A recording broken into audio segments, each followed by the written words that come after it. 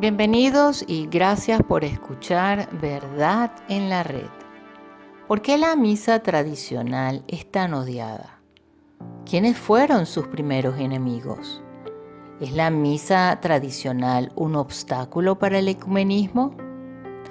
Bueno, la destrucción del culto católico es la destrucción de la fe católica. La Iglesia siempre ha establecido el principio firme y claro de que la forma en que adoramos es la forma en que creemos. Las verdades doctrinales de la fe están encarnadas en el culto que ofrecemos a Dios. En otras palabras, es el santo sacrificio de la misa el que nos enseña nuestra teología y no al revés. La misa verdadera comprende la tradición apostólica de fe y moral en su misma esencia. Toda doctrina esencial a la fe se enseña en ella. El Papa León XIII señala en Apostolica Curae, me perdonan la pronunciación, que los enemigos de la Iglesia siempre han entendido este principio. Como conocían demasiado bien el vínculo íntimo que une la fe con el culto, la ley de la creencia con la ley de la oración, y así, bajo el pretexto de restaurar el orden de la liturgia a su forma primitiva, lo corrompieron en muchos aspectos para adaptarlo a los errores de los innovadores. No es de extrañar entonces que Lutero acuñara el lema «Quitad la misa, destruid la iglesia». Por eso es que este movimiento de los neocatecúmenos es tan destructivo.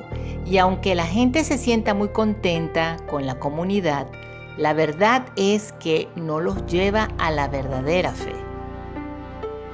Porque, vamos a ver, ya bastante destruida se ve la misa en la renovación carismática, por ejemplo, y mucho más en este movimiento neocatecumenal. Pero ahora va avanzando a una destrucción mucho más profunda, sobre todo que estamos viendo ya la introducción misa maya. ¿Quién sabe qué otras maneras de celebrar la misa se van a inventar? San Alfonso María de Ligorio, obispo, doctor de la Iglesia y patrono de los teólogos, explica que el diablo siempre ha intentado, por medio de los herejes, privar al mundo de la misa, haciéndolos precursores del anticristo, quien antes que nada intentará abolir y abolirá, de hecho, el Santísimo Sacramento del altar, como castigo por los pecados de los hombres, según la predicción de Daniel. Y le fue dada fuerza contra el sacrificio continuo. Daniel 8:12. La pregunta entonces es, ¿la misa nueva enseña la fe católica? No.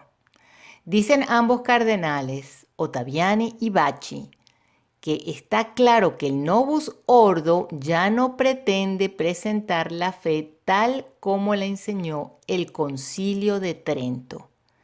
El Papa San León Magno, padre y doctor de la Iglesia, nos instruye y nos dice, cito, «No enseñéis nada nuevo, sino implantad en los corazones de todos los que los padres de venerable memoria enseñaron con una predicación uniforme.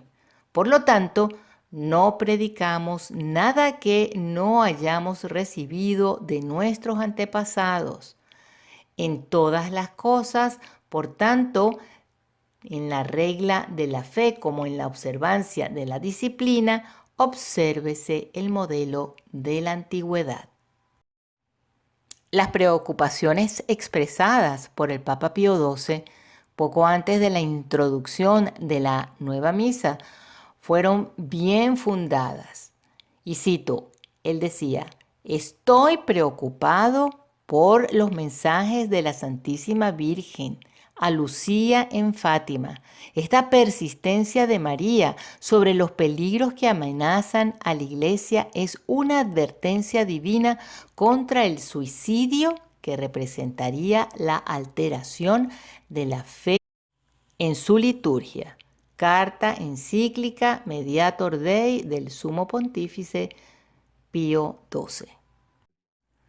Cuando se colocan las oraciones y ceremonias de la misa tradicional en latín al lado de las de la nueva misa, se puede ver fácilmente hasta qué punto la doctrina tradicional de la Iglesia ha sido eliminada y la edición siempre parece haberse hecho en aquellas partes de la misa que expresan alguna doctrina católica que los protestantes encuentran ofensiva.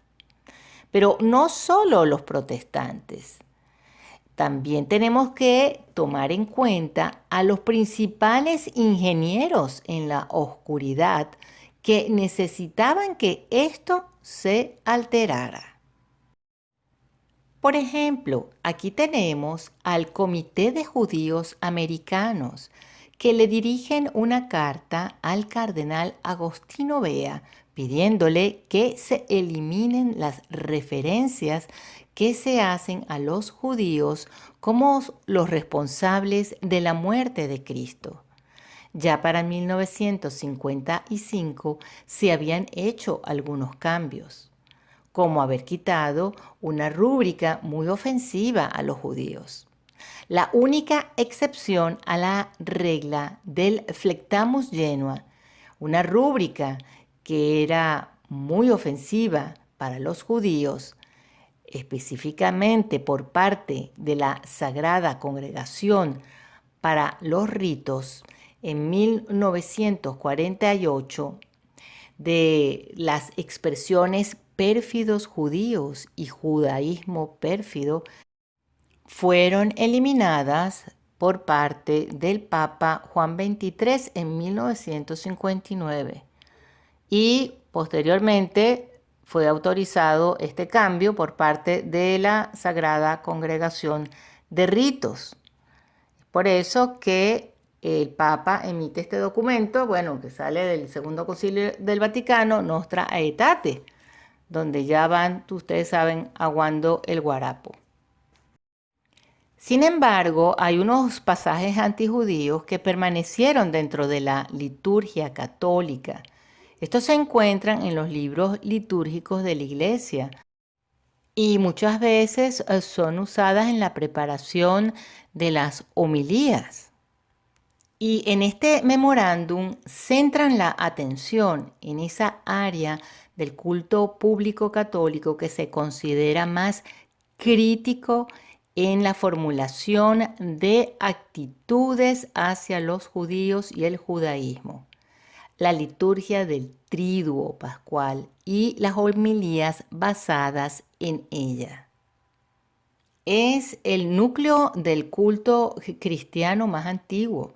Se ha desarrollado una gran y extensa literatura en la homilía que trata del triduo y es aquí donde los sentimientos e interpretaciones antijudías se acumulan en su forma más concentrada. Entonces, con esta carta se le está pidiendo a la Iglesia que cambie lo que enseñó siempre, que borre ese pasado que fue un hecho verídico en la historia y que ahora debe ser alterado. Entonces, aquellos que presionaron tanto por el cambio de la liturgia porque les molestaba todo lo que se enseña en el misal, si alguna vez tienen la oportunidad de tener un misal tradicional, pueden darse cuenta que hay muchísimas oraciones donde se refieren a los judíos de esta manera que ellos están tratando de eliminar. Así que pareciera que los autores de todos estos cambios, después de todo, los autores que están detrás del telón fue esta gente. Para profundizar un poquito más sobre el tema, les vamos a dejar el link de un video que se llama La Patena y allí podrán darse cuenta lo profundo del problema. En cuanto a las diferencias en la misa, bueno, tenemos algunos ejemplos. Miren, en el rito penitencial común, la misa tradicional comienza con el sacerdote recitando oraciones personales de reparación a Dios, llamadas las oraciones al pie del altar. La misa nueva comienza, en cambio, con un rito penitencial que el sacerdote y el pueblo recitan juntos. ¿Quiénes fueron los primeros en introducir un rito penitencial común? Bueno, los protestantes del siglo XVI, que querían promover su enseñanza de que el sacerdote no es diferente del laico.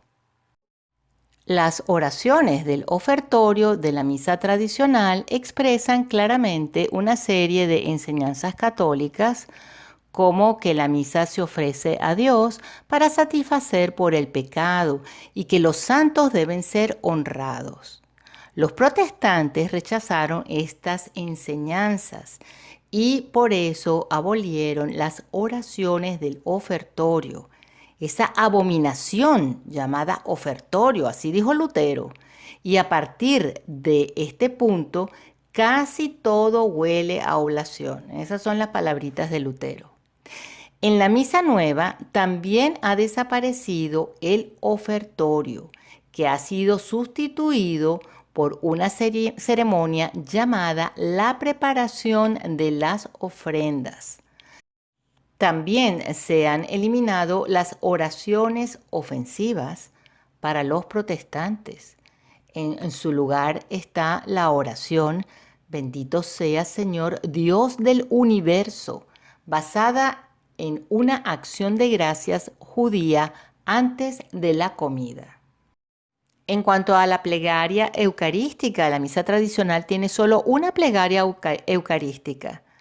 El canon siempre fue un blanco favorito de los ataques de los luteranos y otros protestantes.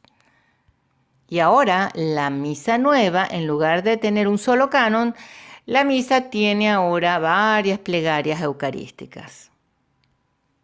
Las listas de santos católicos tan despreciadas por los protestantes son ahora opcionales en la misa nueva y por lo tanto rara vez se utilizan. Todas estas plegarias eucarísticas incorporan algún tipo de práctica protestante. Se recitan en voz alta en lugar de en silencio y tienen una narrativa como de instrucción en lugar de una consagración. Según las creencias protestantes, sus ministros no consagran la Eucaristía como lo hacen los sacerdotes católicos. Simplemente ellos hacen un teatro de la consagración y narran como la historia de lo que sucedió allí. Y esto es bastante similar a lo que pasa en la misa nueva. Los diversos signos de respeto hacia nuestro Señor presente en el Santísimo Sacramento, como las genuflexiones, señales de la cruz, campanillas, incienso, etc., se han reducido o se han hecho opcionales o simplemente han sido eliminadas. La comunión en la mano es algo súper popular en la misa nueva. El protestante del siglo XVI, Martín Bucero, no Lutero, Martín Bucero, condenó la práctica de la Iglesia de colocar la hostia en la lengua del comulgante como algo introducido por una doble superstición. Él decía que el falso honor que quieren mostrar a este sacramento y la malvada arrogancia de los sacerdotes que reclaman una santidad mayor que la del pueblo de Cristo en virtud del óleo de la consagración, bueno, para él eso era algo denigrante. La práctica en las iglesias protestantes de la comunión en la mano se basan, por tanto, en su rechazo de la presencia real de Cristo y del sacerdocio. En la nueva misa, al igual que en un servicio protestante, hay comunión en la mano. Pero los creadores de la nueva misa fueron aún más lejos, pues un laico no solo puede recibir la comunión en la mano, sino que también se le permite distribuirla, incluso en cualquier momento. Pero recordemos las palabras de Santo Tomás de Aquino sobre este tema. El cuerpo de Cristo no debe ser tocado por nadie, excepto por un sacerdote consagrado. Ninguna otra persona tiene derecho a tocarlo, excepto en caso de extrema necesidad.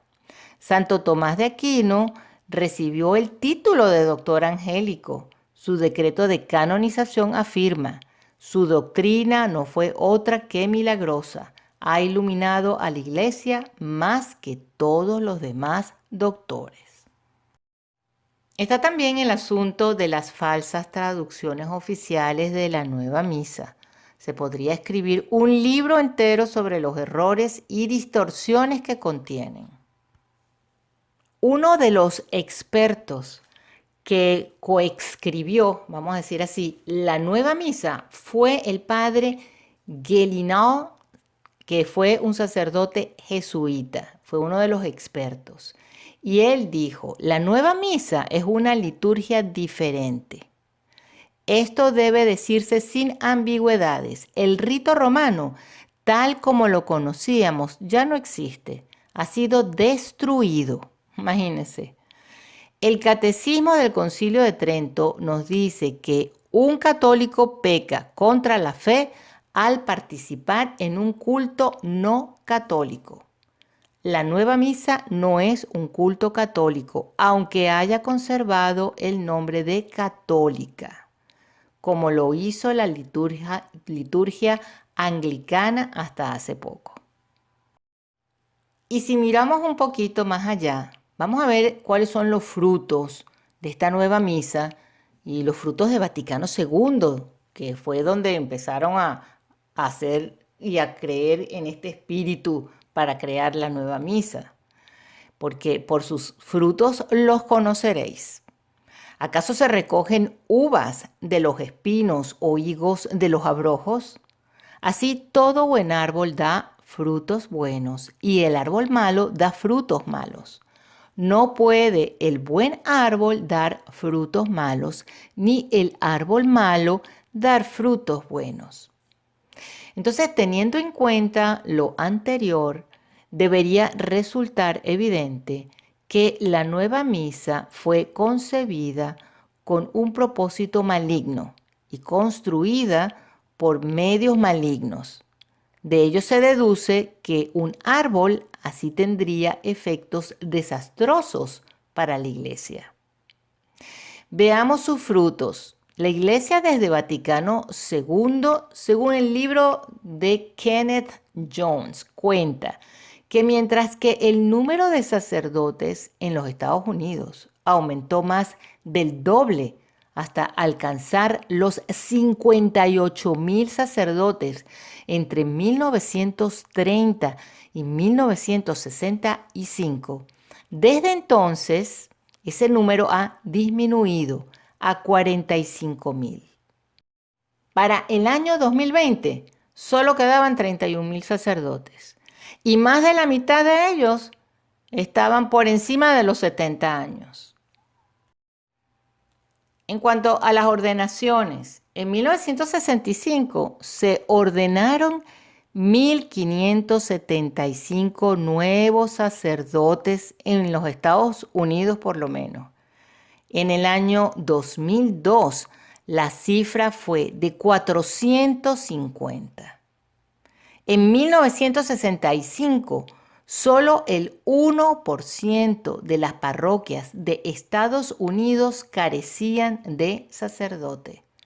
Hoy, van por encima de las 4.000 parroquias sin sacerdotes. Y estamos hablando de Estados Unidos, porque hace poco vimos un video que nos dejó impresionados. Un sacerdote en España que está encargado de 45 parroquias. Un solo sacerdote.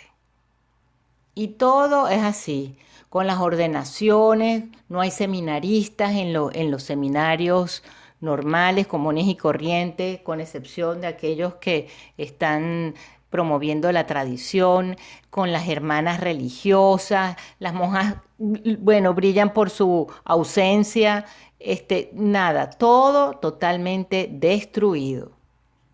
La gente ya cada vez se casa menos por la iglesia, no bautizan a los niños o los bautizan cuando son grandes ya, grandecitos, 7, 8 años. ¿Ah? Imagínense. Las anulaciones matrimoniales están a la orden del día y la gente, por supuesto, no va a misa. Y cuando van a misa, bueno, o van a deformarse en la Novus Ordo o simplemente los que son piadosos porque tienen un corazón muy grande, saben que están mal allí y se sienten mal. Muy pocos creen en las enseñanzas de la iglesia con respecto a los anticonceptivos. Piensan que divorciarse y volverse a casar está muy bien. Total, Dios es misericordioso y comprende. Y así, bueno, se va minando la fe y cambia la fe. Hasta el mismo Papa Benedicto, cuando era cardenal Ratzinger, decía, estoy convencido de que la crisis que vivimos, en la que nos encontramos hoy, depende en gran parte del colapso de la liturgia. La nueva misa está condenada por su propia naturaleza y por sus frutos a morir. La crisis en la iglesia continuará empeorando hasta que regresemos a la ortodoxia y a la disciplina. ¿Qué debe hacer un católico en tiempos tan difíciles? Pues debe seguir el consejo de San Vicente de Lérins, apegarse a la tradición, que ya no puede ser extraviada por ninguna novedad mentirosa. Recordemos que San Atanasio, uno de los 4 grandes doctores de la Iglesia Oriental, se ganó el título de padre de la ortodoxia por su defensa fuerte e inflexible de nuestra fe católica contra la herejía arriana, que afectó a la mayor parte de la jerarquía, incluso al Papa. Atanasio fue expulsado de su diócesis al menos 5 veces, pasando un total de 17 años en el exilio. Envió la siguiente carta a su grey, que es una poderosa lección para nuestros tiempos. Y dijo, lo que os entristece es el hecho de que otros han ocupado las iglesias por la violencia, mientras que durante este tiempo vosotros estáis fuera. Es un hecho que ellos tienen los locales, pero vosotros tenéis la fe apostólica. Ellos pueden ocupar nuestras iglesias, pero están fuera de la verdadera fe. Vosotros permanecéis fuera de los lugares de culto, pero la fe mora dentro de vosotros. Consideremos que es más importante, el lugar o la fe. La verdadera fe, obviamente. ¿Quién ha perdido y quién ha ganado en esta lucha? ¿El que mantiene los locales o el que mantiene la fe? Y por favor, aquellos que acuden aún al Novus Ordo con la excusa de que de todos modos allí está el Señor, les decimos esto para que piensen. En las misas negras, que por cierto tratan de copiar a la misa tradicional en latín y no al Novus Ordo. ¿Por qué será? Bueno, también se supone que está Cristo por alguna hostia verdaderamente consagrada, robada, que está allí, o por algún sacerdote que consagró en la misa negra, porque se han dado casos de este tipo. Entonces, ¿Va usted a ir a esa misa porque de todos modos Cristo está allí? Bueno, en la misa nueva hay más respetos humanos que a Dios. Se le recibe en la mano y ya hemos visto que caen partículas al suelo que luego son pisoteadas. La reverencia y el honor brillan por su ausencia, aunque usted diga que a la misa que yo voy, el sacerdote es muy reverente. Bueno, empezando que cuando comienza la misa no bordo, lo primero que hace el sacerdote es darle la espalda al tabernáculo, si es que lo tiene en el centro de la nave. Pero ¿cómo va usted a avalar un rito protestante cuando el Señor dejó establecida una sola iglesia? Porque la misa nueva es una inspiración de puros protestantes y un sacerdote que se sabe que era masón. La iglesia ha sido tomada. Lo que usted cree que es su religión católica no lo es. No es la religión de sus antepasados. Está mutilada y alterada. Así que debemos rezar para que nuestro querido Salvador nos conceda que el Santo Padre, bien sea este Papa, un gran milagro, o el que venga, y los obispos de la iglesia y cardenales tengan la gracia de abolir la nueva misa que es protestante y volver al uso exclusivo de la misa tradicional en latín. No es como dice el Papa Francisco, que los que quieren la misa tradicional en latín son unos desadaptados. No, los desadaptados son ellos. Y los que están fuera de la iglesia son todos estos papas, obispos, cardenales que se han alejado de la verdadera fe que es transmitida en la misa tradicional en latín. La misa de siglos, de gente de todo nivel, de gente que no hablaba latín cotidianamente, pero era la misa que en todo el mundo se vivía con verdadera fe y era universal. No habían grupitos ni carismáticos, ni catecumenales, ni rito maya, porque no vengan a decir, pero es que existía el rito ambrosiano, el carmelita, el dominico, etcétera. No, un momentico, que es diferente al rito romano. Bueno, tendrán ciertas diferencias, pero la base era la misma. Y les cuento también que después del Segundo Concilio del Vaticano, también tuvieron sus alteraciones, sus cambios.